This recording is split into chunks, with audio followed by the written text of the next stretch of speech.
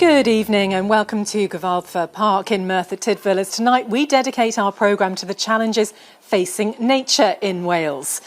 I'm in the Victorian greenhouses of this historic site, once an ironworks in an industrial heartland. Now, teams here are leading the way in ecological regeneration, and it is pretty amazing inside here. And in fact, this valley's town has been named as the richest in biodiversity across the whole of the UK, boasting around 7,000 species, from sparrowhawks to sycamore trees.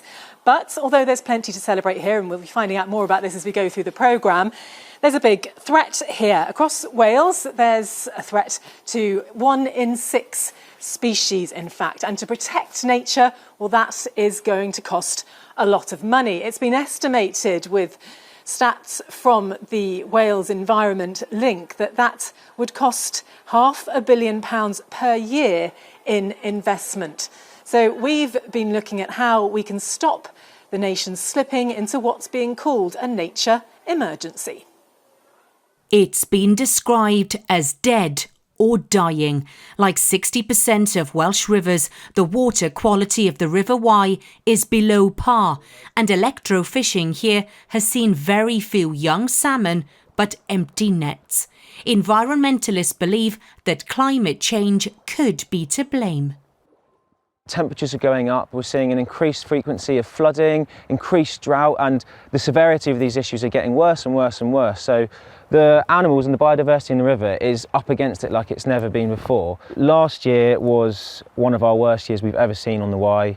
Our electrofishing results were absolutely dreadful, and I think we were feeling just a real sense of despair, and I think a bit of fear that we were losing the biodiversity in our river potentially for good. But this year, there's hope. They've seen more young salmon than ever before. They don't know why, but our biodiversity crisis is a complex picture. Intensive farming of our land is thought to play its part. The pollution of our seas is impacting our coastline, and we've lost ancient Welsh woodlands and meadows. The diversity of wildlife that our grandparents, for example, would have experienced, we already don't have that. So whilst there have been some really great projects around Wales that are doing great things and have had some success, we really need that to be scaled up. Today's exclusive report from the Wales Environment Link estimates that the Welsh Government needs to spend £438 million a year to restore nature. In 2023, they said they'd need to spend £158 million a year, so their annual financial forecast has increased by £280 million. That's 3 times more. In Merthyr Tydfil, money's being spent on transforming this space. Jill Hampson and her team are turning an old bowling green into a nature haven, because our homes have taken their homes. If you think of all the housing developments that we've got, or roads, anything like that, you're taking away nature. And yes, there's a massive housing crisis. We still need to kind of have that coherence with kind of nature and people, and conserve as much as we can. There are 800 species thriving here on the old Mardy Colliery site. We once mined coal for our energy here.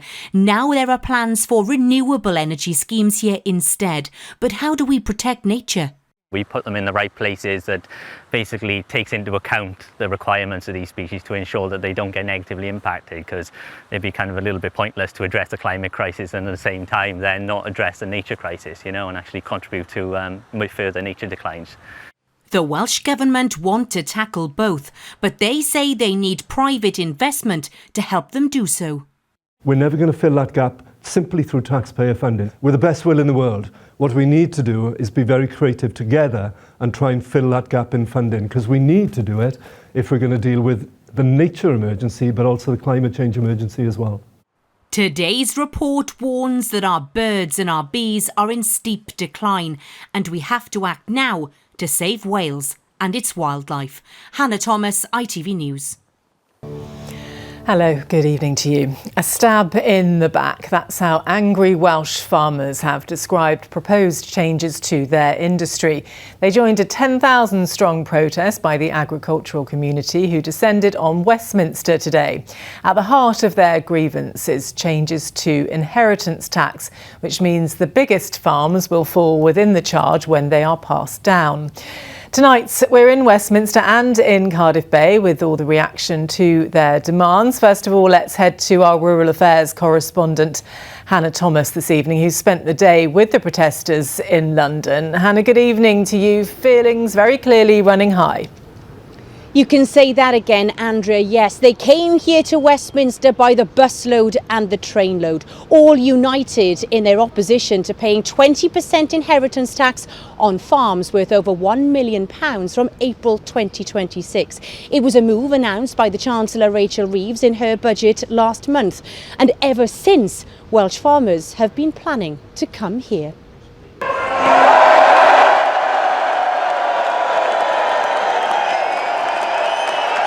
They left their land for London.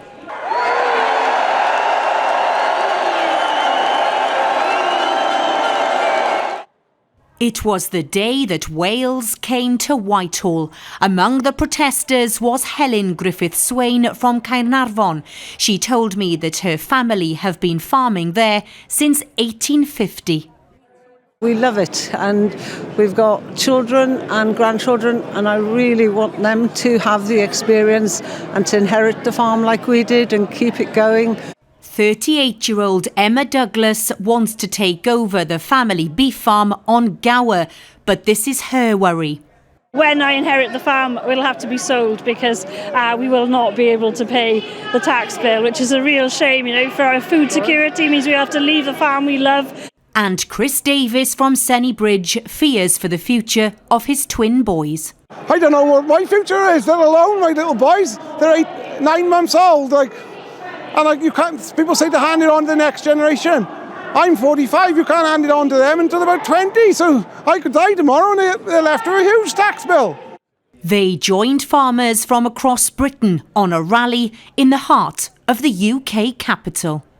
Well, behind me you can see the cenotaph, and the farmers are now starting to disperse down Whitehall after their mass rally. Among them there are thousands of Welsh farmers who have made the journey here despite the rain and the snow back in Wales to campaign against what they say is an unfair UK government policy.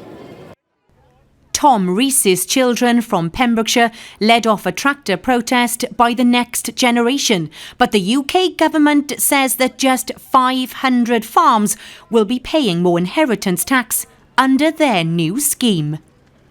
The government's data includes individual parcels of land that are sold off. It includes small holdings that don't really produce a lot of the country's food. It includes the nice house with 30 acres. That's not a farm.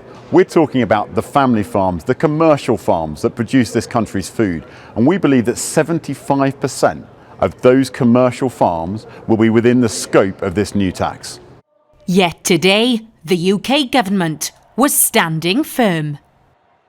The vast majority of farms will not be affected by these changes to inheritance tax, but it's only right we ask the very wealthiest to pay their fair share. Otherwise, we can't fix services like the National Health Service that farmers rely on and people living in rural communities just like everybody else. The tractors were in town. And they say they'll be back if the UK government doesn't back down over its inheritance tax proposals. Welsh farmers won't be far behind. Well, we saw there, Hannah, some real anger on the streets of London today, but a wider sense of frustration with the UK government too. Yes, I think a few eyebrows were raised back in the general election manifesto from Labour when there were just 87 words contained on rural Britain. But Keir Starmer and his Labour Party were elected to form a UK government, and there were hopes that strong links could then be formed with the countryside. But there were whispers coming down the track that these inheritance tax changes were on the way. When they were confirmed, there was uproar. And I think it's worth saying that it's not just here in Westminster where farmers have been showing their feelings. Back in Wales, there have been people in rural communities wearing wellies to work and to school to show their support for those protesting here. Now, in your report, it appeared the UK government is standing firm. What are the chances, do you think, this inheritance policy will actually change?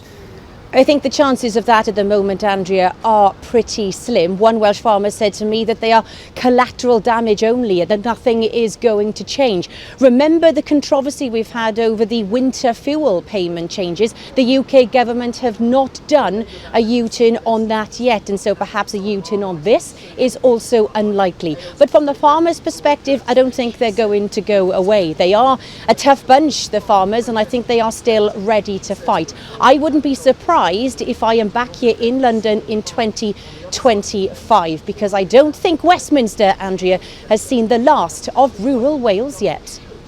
OK, well, Hannah in Westminster for us following that today. Thank you. Hello, good evening to you. Wales could be set to enter drought status, with this spring being confirmed as the driest in more than a century. Natural Resources Wales says the majority of our river levels are low, with officials set to meet later this week to discuss the way ahead. Tonight, we are across the country with the very latest on this. In a moment, we'll head north to get the picture there. But first, let's head to Banau Brycheiniog and our Rural Affairs correspondent, Hannah Thomas, who's above the Cantref Reservoir for us this evening. Good evening to you, Hannah. What's the situation where you are then? Well, Katie, you can see the reservoir over my shoulder, and from up here it looks pretty full, doesn't it? But below the surface, those reservoir levels are really dropping. And tonight, Wales at 6 understands that when a multi-agency meeting is held later this week to discuss all of this, we may well move closer to drought status. And that's because these reservoirs have not seen proper rainfall all spring. At Llwynon, you can see the reservoir walls around the edges, but look closer and this is how low the level has got. This bridge is only visible in drought conditions. Forest Ranger Di Powell's ancestors lived here before the reservoir was built, and he's been watching the bridge appear. It's early in the year for this, usually around July time we get it out. But this year I've been checking it every week, and about a month ago I could see it just underwater. And the following week it was out, and now it's at a fairly low point. You can see over there that the water's usually over that point. Here it's up to the top of the banking, and further down the reservoir it's like it's all the way around. Dŵr Cymru Welsh Water will join a meeting this week to discuss the conditions. They're asking us to conserve water, but what about the leaks on their system? We're asking customers to work with us in terms of we are doing all we can. We're probably fixing nearly 700 leaks a week out on our own network. We've got nearly 27,000 kilometres of water mains across the communities we serve. So we've got to play our part, which we are doing.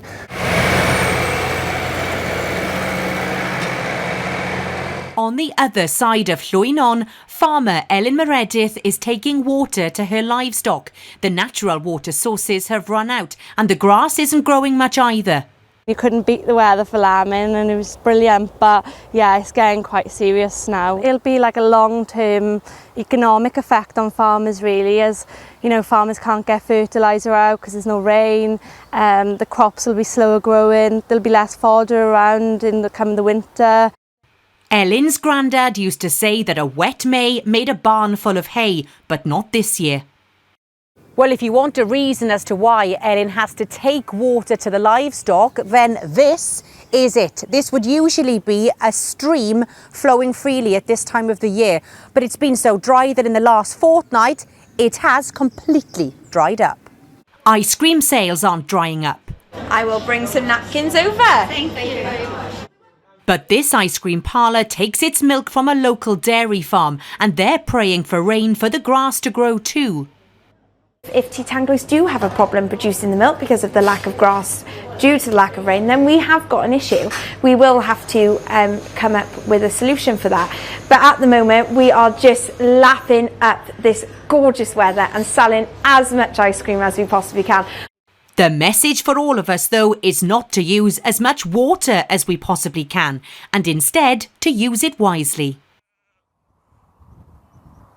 Well, ironically, in the last few minutes, it has tried to spot rain. But Dŵr Cymru Welsh Water say that we should all be trying to have showers instead of baths, putting the taps off when we are cleaning our teeth and fully loading the dishwasher before pressing that go button. All of this will be discussed, though, in this meeting held later this week. And Wales at 6 has been told that the Met Office say that even beyond this coming weekend, we won't see prolonged and sustained rainfall. And we need that steady rainfall to make sure that these reservoirs are replenished and the grass grows underneath my feet. The Welsh Government says it's monitoring the situation and making sure that water supplies are protected and the environment is protected too. Because remember that these reservoirs have seen less than half the rainfall they usually would during springtime. So it's no wonder that the word drought is on everyone's lips. OK, Hannah, thanks very much for that update.